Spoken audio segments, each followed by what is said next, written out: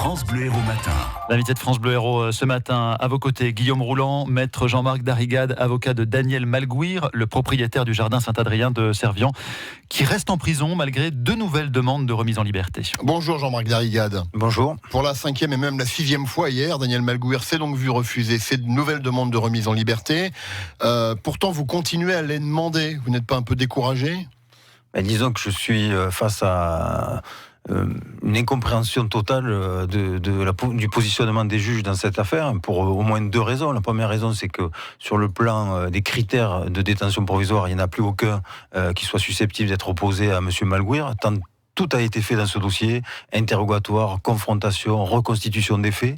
Et puis sur le fond, le dossier contient la preuve de l'innocence de Daniel Malgouir. Donc dès lors que j'ai cette vision du dossier, j'avoue ne pas comprendre la position des juges. Alors pourquoi la justice refuse ? Parce qu'elle a peur de se désavouer d'une certaine manière en le remettant en liberté, c'est ça ? J'ai l'impression que oui, j'ai l'impression que mes avertissements faits au début de cette incarcération, au fur et à mesure de cette incarcération, maintenant résonnent de manière encore plus aiguë, et que remettre Malgouir en liberté serait peut-être reconnaître qu'on a commis une erreur. Jean-Marc Darrigade, 1 an d'enquête déjà. Aujourd'hui, vous dites le personnage central dans cette affaire, c'est pas Daniel Malgouir. Non, le personnage central dans cette affaire, c'est celui que j'appelle moi le cavalier daubé. Il s'appelle Richard Liop, et c'est lui qui est l'ami intime du couple Malgouir. C'est lui qui est l'ami du cavalier d'Aigues-Mortes, qui a recruté les 2 malfrats, son fils et celui qui devait décéder dans ce homejacking. Et pourquoi personnage central alors ? C'est un personnage central parce que c'est par lui que passent toutes les informations, et manifestement c'est lui qui a tout organisé.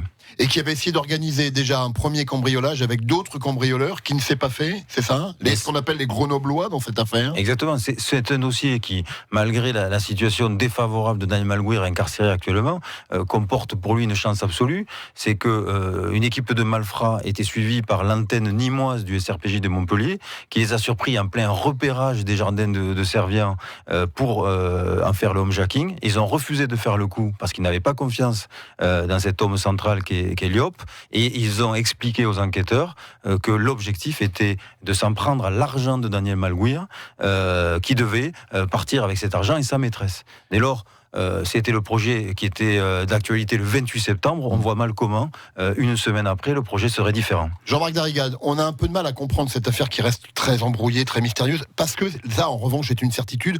On est face à un couple et même une famille qui se déchire. Oui, le déchirement dans cette famille est tel que, avant le drame, ils en étaient venus à enregistrer à son insu Daniel Malgouir. Qui ? Son épouse et son propre fils, Olivier.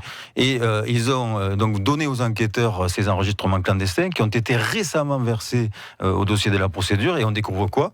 On découvre tout le contexte de cette affaire et le mobile de Richard Liop. C'est-à-dire ? Mais le mobile, c'est de découvrir l'argent, les économies du couple, et notamment la part d'économie de Daniel Malgouir, qui était estimée à une somme faramineuse par sa propre épouse dans cet enregistrement, estimée à 450 000 euros. Et ça déculpabilise Daniel Malgouir ? Mais ça le déculpabilise parce que l'enregistrement a été écouté par ce Richard Liop, qui évidemment en a conçu une convoitise très aiguë. Vous voulez dire avant le homejacking, hein ? Bien entendu. Et c'est en ayant écouté ça qu'il a recruté les Grenoblois, et comme les Grenoblois se désistaient, il a recruté à la va-vite une seconde équipe qui va intervenir en moins d'1 semaine pour faire exactement la même chose, c'est-à-dire s'en prendre à Daniel Malgouir pour qu'il dise enfin où il cache ses économies.